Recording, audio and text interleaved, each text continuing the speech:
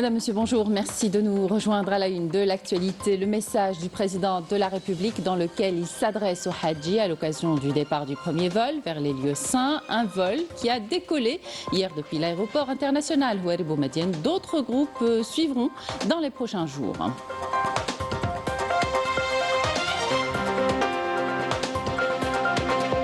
L'actualité est également économique avec la poursuite des travaux du Forum africain d'investissement et du commerce qui accueille près de 1000 opérateurs économiques et experts.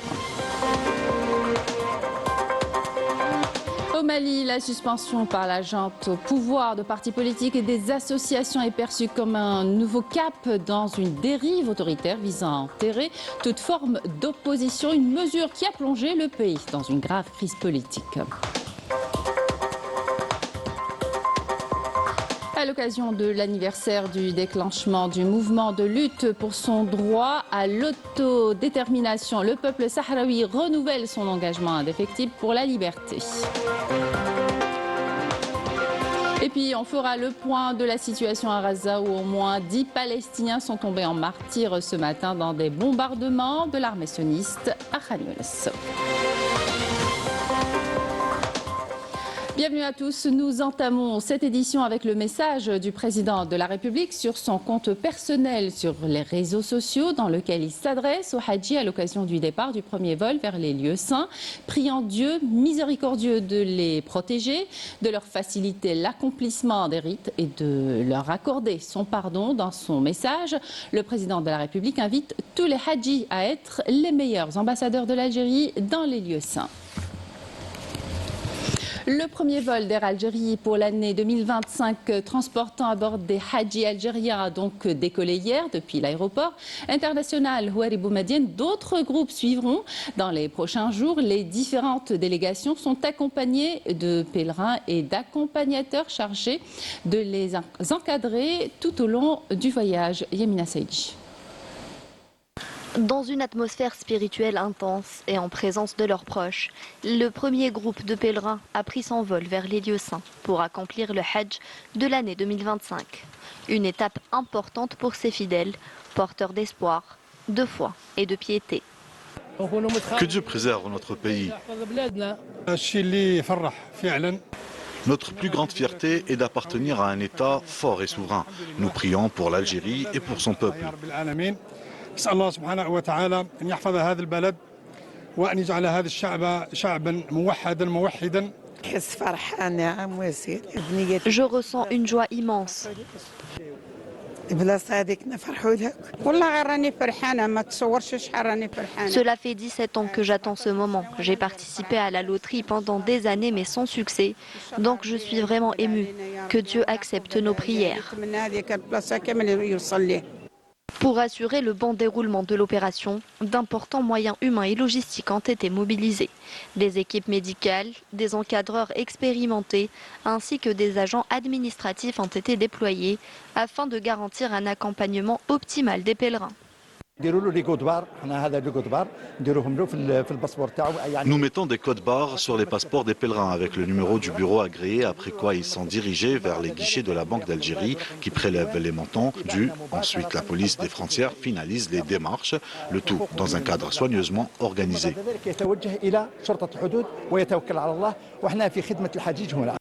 Dans une ambiance chaleureuse et empreinte de spiritualité, le départ des pèlerins s'est fait sous le regard ému de leurs proches, entre foi profonde et prière partagée.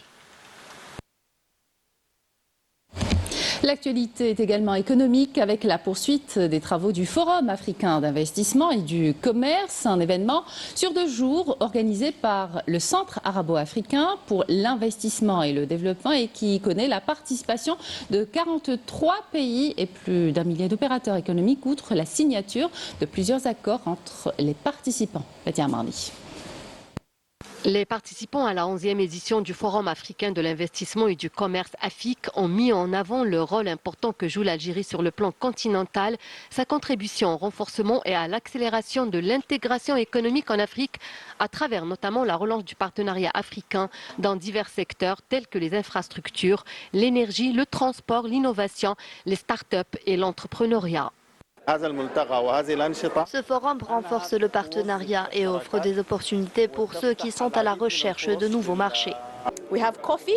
Nous participons à cet événement pour promouvoir les produits ougandais comme le café, le thé et le miel. Nous accordons beaucoup d'importance à notre participation à ce forum qui nous permettra de nouer des partenariats et investir les marchés internationaux. L'Algérie, de son côté, avance à grands pas pour renforcer ses connexions avec l'Afrique, grâce à Air Algérie, mais aussi via la voie maritime. Le pays met en place des solutions concrètes pour faciliter le transport de marchandises vers l'intérieur du continent. Au-delà des appels à l'unité, l'Algérie agit par des initiatives concrètes. Des partenariats solides se construisent, fondés sur une meilleure interconnexion entre les pays. Ce forum, qui accueille près de 1000 opérateurs économiques et experts de 43 pays, est un espace où des opportunités de partenariat s'offrent. Il s'agit pour les opérateurs économiques nationaux et africains d'en saisir les meilleurs selon le principe gagnant-gagnant. Dans le cadre du programme du président de la République, Abdelmadjid Tebboune, le gouvernement accorde une importance capitale à l'instauration d'un environnement économique, politique et institutionnel stable, transparent et incitatif. Un programme ambitieux qui vise également à améliorer le climat de l'investissement avec une attention particulière portée au développement économique et à la promotion des échanges commerciaux entre entreprises à l'échelle du continent africain. L'Algérie a fait du développement de l'infrastructure une priorité stratégique au titre de son processus de développement, étant donné que ce secteur se veut un levier souverain à même de renforcer l'unité nationale et de connecter les peuples et les marchés africains. Ce forum marque une véritable prise de conscience collective. L'heure est à l'unification des efforts pour dynamiser le partenariat intra-africain et promouvoir les échanges dans un contexte mondial en pleine mutation où les chaînes d'approvisionnement évoluent et la concurrence pour les investissements étrangers s'intensifie. En marge de ce forum de 2 jours placé sous le signe de l'intégration et de la prospérité africaine, un salon économique est organisé accueillant des entreprises nationales et étrangères. Ce salon couvre divers secteurs: exportation, commerce, agriculture, industrie agroalimentaire, tourisme, services, technologie, transition numérique, énergie fossile et renouvelable, ainsi que le bâtiment, les travaux publics, l'industrie pharmaceutique, l'investissement, la finance, le transport et l'environnement. Autre événement, la première édition du Salon national de l'auto-entrepreneur qui a ouvert ses portes hier au Palais de la Culture Moufdi Zakaria. Il faut savoir que plus de 30 000 jeunes ont été intégrés dans l'économie formelle en peu de temps grâce à l'obtention de la carte de l'auto-entrepreneur, ce qui marque une nouvelle étape dans la structuration de l'écosystème de l'auto-entrepreneuriat en Algérie. L'actualité à l'étranger à présent. Pour ce 11 mai, partout en France, des marches sont organisées pour dire non à l'islamophobie et au racisme pour l'unité du peuple. À Paris, Lille, Lyon, Bordeaux, Marseille ainsi que dans d'autres villes françaises, la mobilisation est forte avec un seul mot d'ordre: l'islamophobie tue et nous ne resterons pas silencieux. Yasmine Msoudi. Ce dimanche, une marche est organisée à Paris pour dénoncer la progression de l'islamophobie en France, dans un contexte marqué par une hausse inédite des actes hostiles envers les musulmans et une parole publique de plus en plus marquée par la stigmatisation. Cette mobilisation intervient 2 semaines après l'assassinat d'Aboubacar Cissé, tué en pleine prière dans une mosquée du Gard. Ce meurtre n'est pas un fait isolé. Il s'inscrit dans un contexte où les attaques contre les musulmans sont en forte hausse. Entre janvier et mars 2025, les actes islamophobes ont augmenté de 72%, un chiffre qui témoigne de la violence croissante à laquelle la communauté musulmane doit faire face. Agressions physiques, insultes, menaces, dégradation de lieux de culte, une réalité trop souvent minimisée par les médias et ignorée par certains responsables politiques. Rosaillo, pour moi, c'est vraiment le contre-exemple par rapport à l'idéal que je me faisais de la France. Et d'ailleurs, je ne suis pas la seule. Il est en train de mettre le feu au pays. Donc la France, parce qu'il est en train de fracturer le pays. Et en fait, on sait très bien qu'il est en course déjà pour les présidentielles de 2027. Une montée de l'extrême droite, y compris avec des groupes de nervis d'extrême droite. Et ce que fait le gouvernement, c'est de dissoudre la Jeune Garde antifasciste, qui est une organisation qui a fait l'antifascisme justement la raison d'être de son existence avec efficacité. Donc tout ça montre tout simplement les inclinaisons réelles de Retailleau et c'est lui manifestement qui donne la tonalité à ce gouvernement. Alibi électoral pour certains, levier idéologique pour d'autres, l'islamophobie façonne des discours, des lois et des pratiques. Ce que dénoncent les organisateurs, c'est que ce sont désormais des pans entiers du champ politique qui s'y adossent au nom d'une prétendue défense de la République. Loin de disparaître, cette haine se banalise, se justifie et trouve parfois des échos dans des textes de loi ou des prises de position publiques. Je pense qu'il y a tout d'abord une grande responsabilité du gouvernement, avec des ministres comme Retailleau qui quand même ont déclaré à bas le voile, ce qui est quand même extrêmement choquant et ce qui ne devrait être accepté sous aucun prétexte. Et puis aussi les médias qui font tout à fait le jeu de l'extrême droitisation de la société en général et qui font en particulier monter l'islamophobie. Je pense que c'est une bonne chose qu'il y ait un maximum de monde qui puisse venir à cette marche. Cette marche vient en réponse à cette réalité. Elle rappelle que l'hostilité à l'encontre des musulmans ne peut ni être normalisée ni rester sans réaction. Et en Bretagne, un territoire qui compte plus de 3 500 000 habitants, le Parti national breton appelle à une autonomie immédiate comme préalable à la reconquête de leur destin. Il dénonce l'insécurité galopante, l'immigration contrôlée et le sabotage de la culture par l'État français qu'il juge défaillant. Les militants indépendantistes dénoncent une volonté politique de neutraliser toute forme d'identité bretonne. Yemina Saïdji.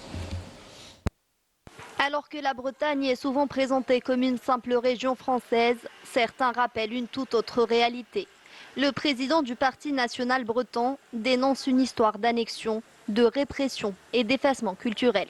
Pour lui, la Bretagne est une nation colonisée par la France depuis plusieurs siècles. La Bretagne, ma nation, a été envahie par la France en 1488 et officiellement annexée de manière unilatérale en 1532 et 1789. La première interdiction de la langue a eu lieu par les révolutionnaires français en 1789 et s'est assortie de violents massacres. Des dizaines de milliers de Bretons ont été massacrés dans les noyades de la Loire. Nous ne sommes pas les seuls à avoir souffert. On rappellera en même temps le génocide vendéen commis aux mains de ces mêmes révolutionnaires au même moment. Par la suite, notre langue, le breton, a été de nouveau interdite par l'État français en 1902 et la loi Combes. Cette interdiction a perduré jusqu'en 1951. Dans la réalité, l'État français continue à interdire la langue bretonne dans les administrations, à interdire l'existence de chaînes de télévision ou de radio ou d'autres médias en breton. De même, elle interdit encore que nous donnions des noms bretons à nos enfants.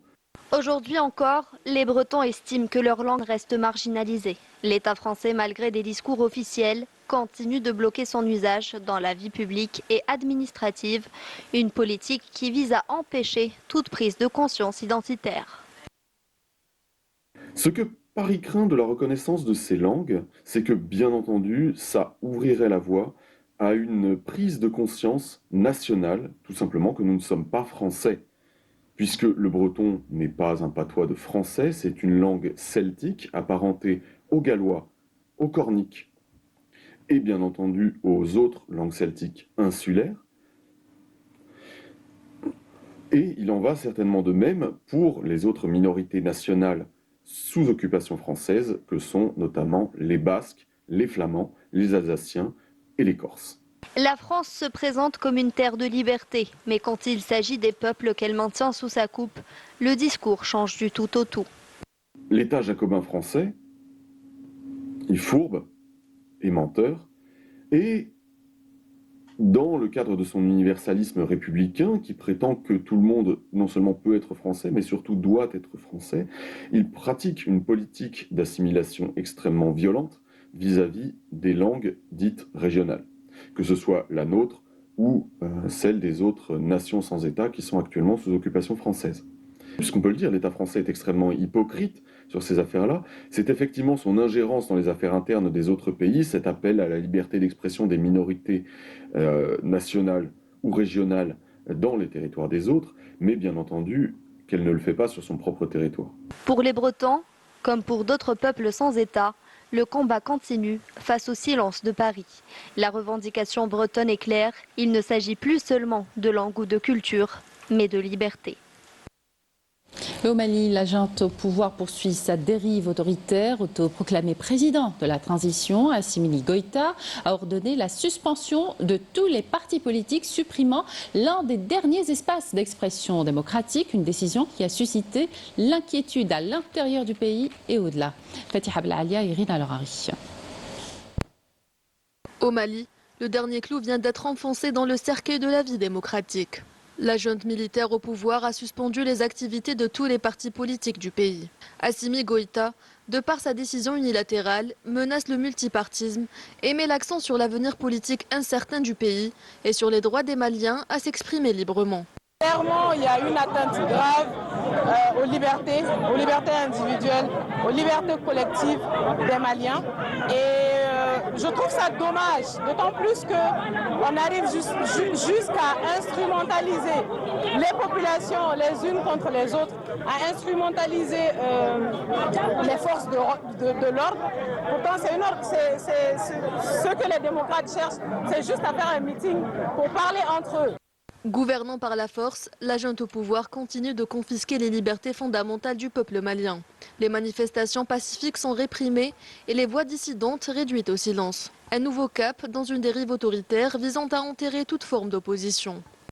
Aujourd'hui, on est devant une situation où la liberté d'expression, la liberté d'opinion, la liberté de manifestation a pris un coup. Il faut laisser l'opinion s'exprimer afin d'amorcer le développement de ce pays. Parce qu'il y a d'autres choses, je veux dire, d'autres situations qu'il faut véritablement régler que de suspendre les partis politiques qui constituent en réalité un contrepoids nécessaire quand même pour la bonne gouvernance. En éradiquant les partis politiques, Goïta ne se contente pas uniquement de suspendre la démocratie, il l'efface et avec elle, l'espoir d'un retour à l'ordre constitutionnel et d'un avenir dirigé par le peuple malien. Au Maroc, la normalisation avec l'entité sioniste se renforce, une normalisation vécue comme une trahison. Le Marzan est accusé de compromettre la souveraineté nationale et d'aggraver la misère sociale. Il fait face à une colère populaire grandissante. Patti Armani. Le Maroc est au bord de l'explosion. La rue ne cesse de grogner et les Marocains d'exprimer leur ras-le-bol face à une situation insoutenable et des conditions de vie difficiles dues à des politiques qui ne prennent pas en charge les préoccupations des citoyens. Des citoyens qui se retrouvent dans la précarité et la pauvreté et qui doivent de surcroît subir la répression à chaque fois qu'ils osent dénoncer cette situation, voire leur vécu. Une situation qui fait réagir les Marocains aux quatre coins du monde. Ali Lahrouchi en fait partie et décrit le Maroc comme étant terre de l'esclavagisme qui remonte au Moyen-Âge.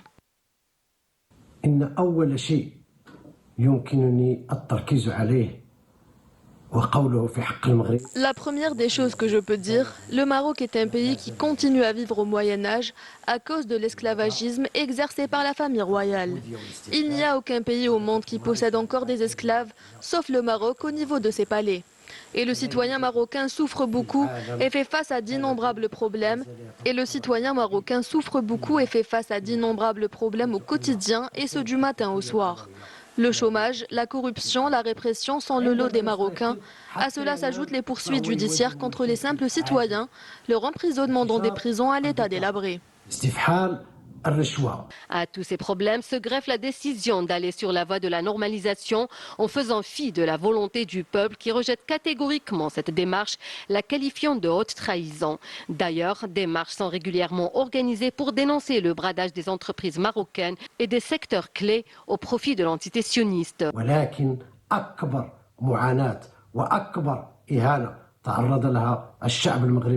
هو ما قامت به هذه الدكتاتورية العلوية La plus grande humiliation infligée aux Marocains par la dictature en place est la normalisation avec l'entité sioniste qui est introduite dans toutes les institutions. Ports et aéroports, fermes agricoles et écoles. L'entité sioniste a démontré qu'il n'est pas possible de lui faire confiance car elle a détruit la Palestine, le Liban, la Syrie et tout ce qui l'entoure. Aujourd'hui, cette entité sioniste est introduite par le Maroc au nord de l'Afrique pour détruire cette région car ils sont toujours aux côtés de leurs frères palestiniens et contre l'entité sioniste. En attendant un revirement de situation, les Marocains ne comptent pas baisser les bras. Ils se disent déterminés à poursuivre leur combat jusqu'à obtenir leurs droits, notamment le droit à une vie décente. Et aujourd'hui, nous revenons sur le combat du peuple sahraoui pour son droit à l'autodétermination. Depuis plus de 50 ans, le Front Polisario incarne cette lutte entre résistance, sacrifice et victoire diplomatique. À l'occasion de l'anniversaire du déclenchement de ce mouvement de libération, le peuple sahraoui renouvelle son engagement indéfectible pour la liberté. Les détails avec Yanis Saïd Belkacem. Le peuple sahraoui mène depuis plus de 50 ans une lutte acharnée pour son droit à l'autodétermination. De la fondation du Front Polisario en mai 1973 à la proclamation de la République arabe sahraoui démocratique en 1976, ce combat est devenu le symbole d'une résistance face à l'occupation. Dans les camps, sur la scène politique et dans les territoires occupés, les Sahraouis continuent de défendre leur cause avec conviction. Depuis 1973 et malgré toutes les conspirations, le peuple sahraoui a poursuivi sa lutte durant plus de 52 années avec des sacrifices immenses. Après 52 ans d'action nationale, de construction et de structuration du mouvement, celui-ci a honoré ses engagements en fondant un projet national avec tous les fondements nécessaires. C'est une commémoration unificatrice pour le peuple sahraoui et pour son représentant légitime, le Front Polisario, qui a imposé son existence, laquelle constitue l'objectif premier du Front populaire de libération de la Sakia al-Hamra et du Rio de Oro. Malgré l'exil, malgré le silence de certaines puissances, le peuple sahraoui a construit un État en devenir, fondé sur des institutions solides, une volonté populaire forte et une légitimité historique incontestable. Chaque reconnaissance officielle vient renforcer une détermination qui ne faiblit pas. La population se rassemble autour du Front populaire. Le monde est de plus en plus convaincu de la justesse de cette lutte portée par des méthodes nobles. Toutes les tentatives contre le Front ne sont en réalité que des méthodes vouées à l'échec. Le Front populaire a fait passer le peuple sahraoui du néant à l'existence. Ce même Front de libération de la Sakia al-Hamra, du Rio de Oro, a su s'élever et fonder la République arabe sahraoui démocratique. À l'occasion de cette commémoration, les Sahraouis réaffirment leur attachement indéfectible à leur droit, à la liberté. Leur message est clair, tant que le peuple sahraoui ne sera pas libre, sa lutte continuera. Au moins 10 Palestiniens, dont 4 enfants, sont tombés en martyrs ce matin dans des bombardements par l'armée sioniste de tentes abritant des personnes déplacées dans la ville de Khan Younes, au sud de la bande de Gaza, et dans la ville occupée d'Al-Quds. Des dizaines de colons sionistes ont pris d'assaut l'esplanade de la mosquée Al-Aqsa. Selon les autorités sanitaires palestiniennes, le bilan de l'agression génocidaire contre les civils palestiniens s'élève à plus de 52 810 martyrs et près de 120 000 blessés depuis le début du génocide le 7 octobre 2023.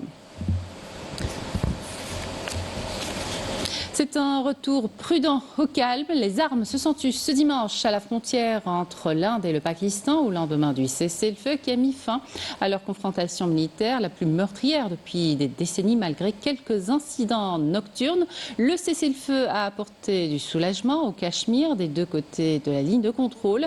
Le Pakistan a entièrement ouvert son espace aérien pour tous les types d'opérations aériennes.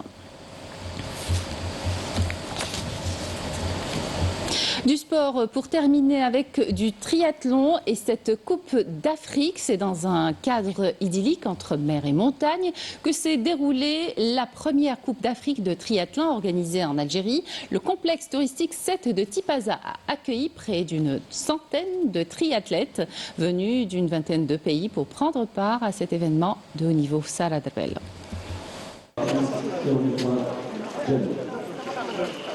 Franchement, c'était cool, tout le monde était hyper accueillant. Moi, j'ai vraiment bien aimé, tout le monde parlait avec nous, super ambiance. It's my first time in Algeria and I mean it's a nice location. I like Tipaza. Very good place, very good people. Tous s'accordent à le dire, la beauté des lieux, la chaleur de l'accueil et la qualité de l'organisation ont largement dépassé leurs attentes.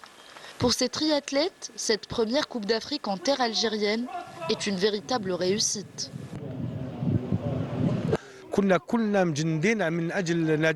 Nous étions tous mobilisés pour la réussite de cet événement. Comme vous le savez, le sport reste la vitrine d'une nation.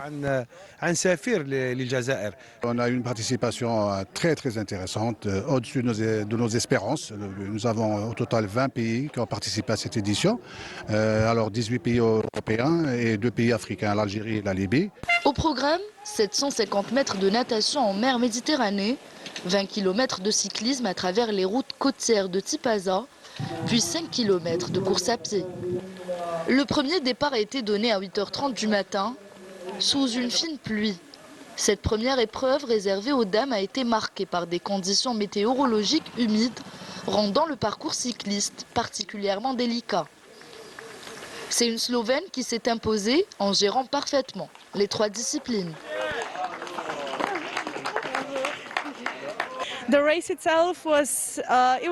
C'était une course intéressante, un peu difficile par rapport à la pluie, surtout dans l'épreuve du vélo. À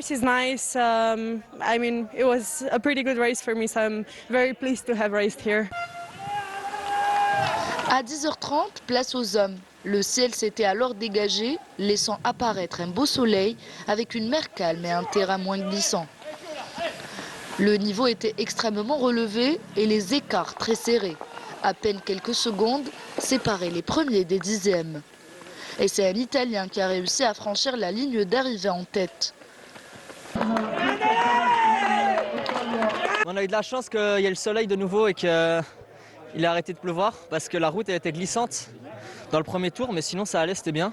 Pour les triathlètes algériens, cette Coupe d'Afrique a aussi été une opportunité précieuse, celle de se mesurer à des athlètes de très haut niveau.